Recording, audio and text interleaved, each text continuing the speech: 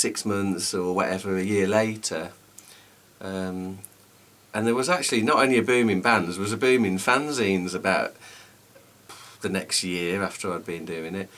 The last issue was something like Summer 81 that I did, the last Alternative Sounds, issue 18.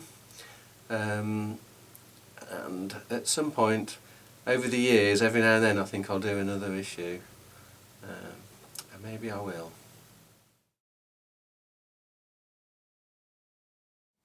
Jerry Dammers had these songs, and he wanted to form a group which kind of was different from the regular punk rock stuff, you know, 2.5 chords and a song with bored in the title. And he wanted it to sort of be a mixture of, sort of, had the energy of punk rock, but like played songs. One thing that Jerry and I really were kind of obsessed about at that point was a new drum rhythm in reggae called a rockers or the steppers beat, which had the bass drum going on every beat. You still had the one drop on the snare, but it was a boom, boom, boom, boom, boom, boom, 1, 2, 3, 4, 1, 2, 3, 4, 1, 2, 3, 4. Instead of the earlier reggae, which had 1, 2, 3, 4, 1, 2, 3, 4, 1, 2, 3, the single one drop. So the rockers beat gave you that sort of pulse on the bass drum that was all there all the time. And we discovered that you could do all kinds of other things with it, because we'd always been interested in mixing rock and blues and reggae. That's what I took down to those initial jams down in the Holyhead Youth Centre. Jerry, if you like, cherry picked the musicians that he'd worked with, and me. You know, I'd known him since our days together at the Lancaster Polytechnic. I started in 72, he started in 73. So when he graduated in 1976, he called me and said, you know, I've got this group, I want to get together. Do you want to be part of it? He knew I played bass because he'd been to see the bands that I was in, and you know, I'd obviously impressed him. We started rehearsing with some other musicians, and then as time went on, I think we were both starting to feel, perhaps Jerry more than me, that we were two band leaders in the same band, and maybe, I don't know, but I was still enjoying what was going on. But it got to a point where I found out about a rehearsal that I obviously wasn't supposed to know about, and so I turned up anyway. And as I opened the door, first person I met was Linval, who wasn't at the previous rehearsals that I'd been present at. So I immediately realised that Jerry was replacing me with Linval, and so that's how I was in the specials, but I actually wasn't at the same time. And there was this really interesting music that I was playing with Jerry and these other guys, you know, Linval and Silverton and Roddy, and then Terry, and then eventually Brad.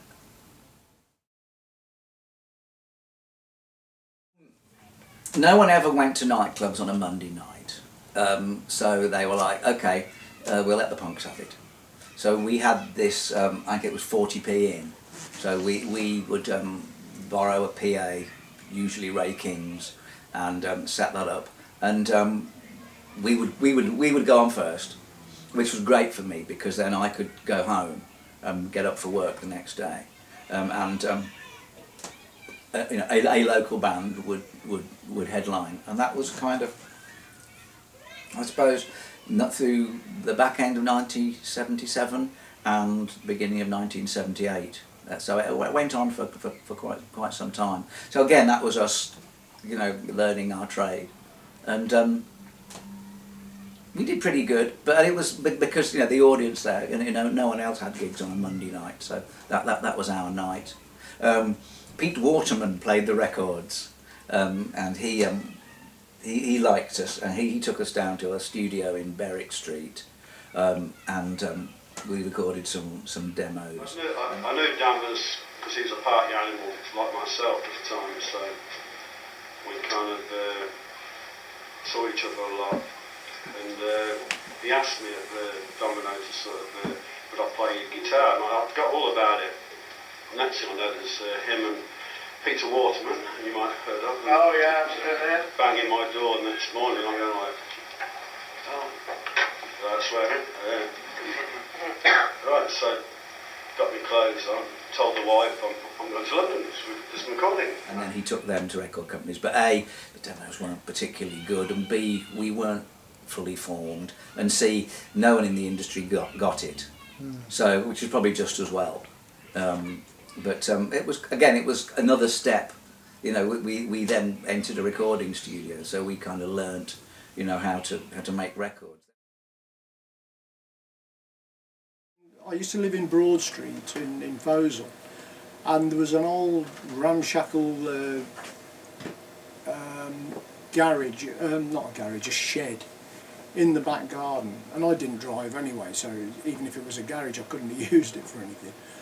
And so what I did was I knocked it down with no planning permission or anything.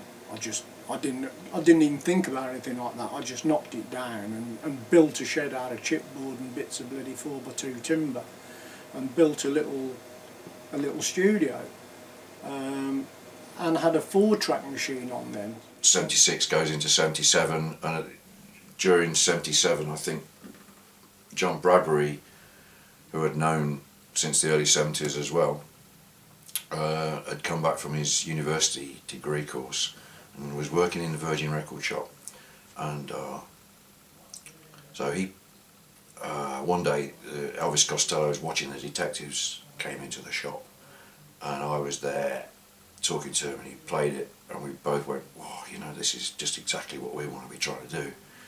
Let's make our..." It was Brad, to give him credit. It was Brad who put the idea there. Let's make our own record. Let's just make a single, because that's what everybody else is doing. Why don't we make a single? How can we do it? So the obvious thing was to approach Roger Lomas, because I'd known Roger since I was a teenager. He lived in Vosel like I did.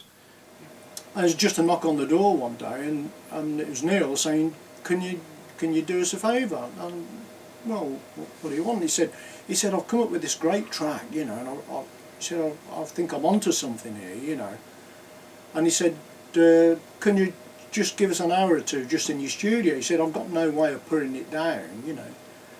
And I said, yeah, no, I think he came in there and then, I can't remember, or it might have been a couple of days later. Yeah, it probably would have been a couple of days later. I said, come round. I thought, well, rather than give him an hour or two of my time, I'll give him as much time as it takes to make a damn good record, because I could see, although it wasn't my kind of music, I thought he has hit on something here. So Brad and I went in there, and over about a 3-month period of doing it whenever we could, we recorded this instrumental track I had the melody for, and the drum beat was mine, and I played the bass on it, and we got Brad's brother-in-law to play the trombone. Because he said, I fancy a trombone on it. And to me, my experience of a trombone was the Salvation Army marching down our street on a Sunday morning, you know. And I thought, weird, isn't it, trombone? So to me, that was like an alien instrument in my studio. I mean, I'd only ever had guitars, bass, and maybe the odd keyboard and things, you know. And so straight away, my brain's whizzing away. Oh, I can't sit here and listen to a trombone. So I put a big long delay on it, and a thing called a flanger, which again, I bought that. I had to order that from America. You couldn't buy them in this country when I bought it. And I saw a little advert in Melody Maker or something with an American address or phone number, and I ordered it, and so I thought, I'll stick the trombone through it. And he was horrified, the trombone. You can't do that to a trombone. I said, I can do what I want. Nobody's paying me to do anything. It was a lot of laughs making it. It was a wonderful time doing it. The three of us in Roger and Brad and myself, we just made ourselves laugh all the time, and gradually got this track made with very, very basic equipment. And I called it Kingston Affair by the Selectors, and went up to a place in Borsal Common to make an acetate, a one-sided temporary record that you can only play a few times, and made a mock-up out of black paper with white ink, and that's the item that exists in the Coventry Music Museum right now. It's also interesting because it was made out of black paper with white lettering. The label on the record I think is black, and I used white ink to letter that and write that. We took that down to the pub, the Oak Inn, opposite the Art College where we used to hang about, Brad and I, because we were very proud of it. And of course Jerry saw that, and I'm not saying any more, but it was black and white. So. And I did have a lot of contacts in the industry then, because I'd had a few hit records and one thing in the Sorrows, and had a lot of recording experience and had a lot of contacts in London by then, because this is after all the being signed to George Martin and Peter Sullivan's company, and I'd built up a big network of contacts, but none of them were the slightest bit interested in it. You know, they all thought, no, it wasn't their cup of tea, you know, and it was just too early, and so it was just sitting on the shelf. Jerry got this Scar album. I think Brad gave it him. Yeah, and it was like, okay, this makes sense. So we could do all our punk songs slower by playing them ska. We could do our reggae songs a bit faster by making them ska. So that was the sort of the unifying factor. So then we spent Christmas 1978 changing all our songs round and started playing Monkey Man and You're Wondering Now and Too Hot. So we learnt these ska songs, and they kind of anchored the new sound, if you like. So Too Much Too Young, which was a kind of a slow reggae song before, became faster, and then we added that bit from Lloydie and the Lowbites, dun dun dun dun dun dun dun, don't give me no more big knee. That was we stuck that in. Nightclub, which was again quite a slow funk song, became a lot faster and had an offbeat in it, and then that sort of started to sort of get a life of its own, and so that musically worked, and then visually we decided to look like Mods. There was that mod revival thing going on. The Jam had worn that kind of stuff from like 1978, but they were like the Chords, Secret Affair, the Merton Parkers, and you could buy a second-hand two-tone suit up Gosford Street. That suit that I wear on on the cover of the first Specials album cost me £7. You know, it cost me £2.50 to get the waves taken in. So that was kind of the new sound, if you like, of what became the Coventry Automatics, which were now called the Specials. And we wanted to, so it was time to make the record.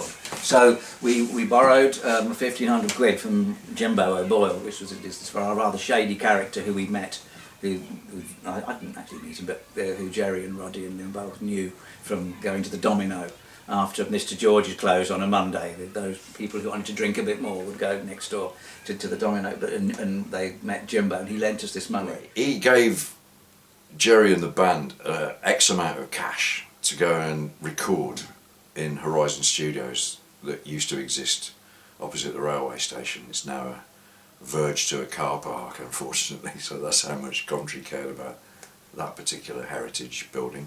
It's an old British Old Railways Victorian building that any other city would have saved and treasured, but alas. Horizon Studios was in there at that time, so one night in the Oak, as I mentioned previously, was a regular pub that we all went to opposite the Art College. Jerry Dammers approached me in the pub, or we were sitting next to each other anyway, or whatever, and he said, I can remember it so vividly, we can't find Surton for the session. Can we borrow your drummer? I said, well, I've got no control over what Brad does. You know, if you want to invite him in to play the session, yeah, fine. What could I say? You know, I couldn't say no. I mean, what he would have done it anyway. You know, I had said no. So straight away I realised the possible consequences of this, and I'm smiling now, but I wasn't very happy at the time, really. And we recorded Gangsters because we were going to put it out on our own record label. All the attempts that we'd had of going to, the traditional route of going to normal record labels, they didn't get it. They recorded Gangsters, and again hooked it round all the record companies. Not one of them was remotely interested in it. And it was only then where all of us sort of said, well, they're all wrong, they couldn't see it. And although, like I say, ska wasn't my kind of thing, I was on the road with the Specials doing all of their gigs, mixing their sound every night. And I could really see there was a massive following with this, and there was no shadow of a doubt in my mind it was gonna work. Back then, you had your own record label. You could release it on via Rough Trade or Pinnacle. You could get it reviewed in New Musical Express, Sounds, Melody Maker, and if you were lucky, there was a fair chance John Peel could play it. So it was possible to do that back then. So that's what we did, and so the record label became two-tone, with the two-tone check, the black and the white, and that character based on the picture of Peter Tosh from Bob Marley and the Wailers photo shoot in 1963 or something, when they were like this close harmony. Jerry very famously said that the two-tone man was an impression of the impressions, which I thought was really clever. So that's how that happened. So then we made our record. We recorded 3 songs at that session in January 1979. We did Gangsters, which was the second take. We did a version of Too Much Too Young and a version of Nightclub. The Nightclub and Too Much Too Young weren't very good, but we knew that Neil Davis, John Bradbury and Roger Lomas had recorded this reggae instrumental thing, because they used to come to Mr. George's with like the test pressing of it and play it, and we all thought it was good. I think the bill went up and took all the money, so they ended up with just one song. And then the next thing I knew was Linval coming round to the flat, because he used to come round as well. And he came out. I said, "Oh, hi Linval, come on in, oh, cup of tea." And he just came out with this wonderful idea, which didn't take any time at all to decide about. He said, "We've had a talk about it, the band, and we thought, why don't we get your track that you recorded with Brad before, and put it out together with our track on the same record?" I went, "Yeah, okay then, that sounds like a great idea." So they said, "Look, can we license the track off you?" And because they only had Gangsters, they didn't have another track to put on the B side. Kingston Affair was then renamed The Selector at that point, and the S was dropped off the band name, so it was The Selector by The Selector, which I thought was just interesting and confusing and enigmatic and probably daft, I don't know, but it intrigued me. I liked the way I changed the spelling of it, and now it just The Selector in a singular. It just seemed to have a sort of better feel to it than Kingston Affair, so I was quite happy to change the title. So Jerry said to Neil, "Hey, just put an offbeat guitar on that, and we'll put that on the B side of our of Gangsters," because that was like the reggae thing to do. You had two different and a different artist or a version on the other side, so that's why it was The Selector versus the Special, because that's how the sound system battles went on. Jazz Shaka versus Coxsone or whatever. So that was all part of the sort of the style, the vibe of the sort of the Jamaican thing and the sort of the UK punk thing. And I'm also quite happy to overdub an extra guitar, a rhythm guitar, because the original version that we did at Rogers, we ran out of tracks. We couldn't add any more to it. They put it out as a double A side, and sort of The Selector got relegated really to be a B side, although it always was and always will be a double A side, because if you look at the catalogue numbers, Gangsters, the catalogue number was TT1 and The Selector was TT2. So it was quite fun to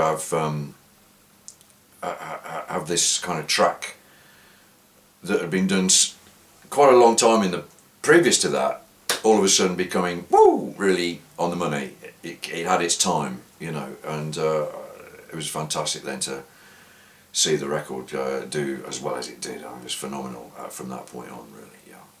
Well, it was recorded in Coventry, and it was the song that put, you know, the Specials on the map, and consequently the city on the map. I mean, that was some sort of there's, you know, the Specials, they come from Coventry, where, you know, and yeah, all of a sudden Coventry was on, you know, could have been, was like, people were referring to Coventry as the new Liverpool, you know, or the, you know, or whatever. Which is quite funny. I've chosen Gangsters purely because when I heard it changed everything for me. I come from a mixed race family, grew up listening to ska music, and then all of a sudden the music that my parents were listening to, it was accessible to me, and it was like, it meant something to me, and after that I've been a Specials fan since.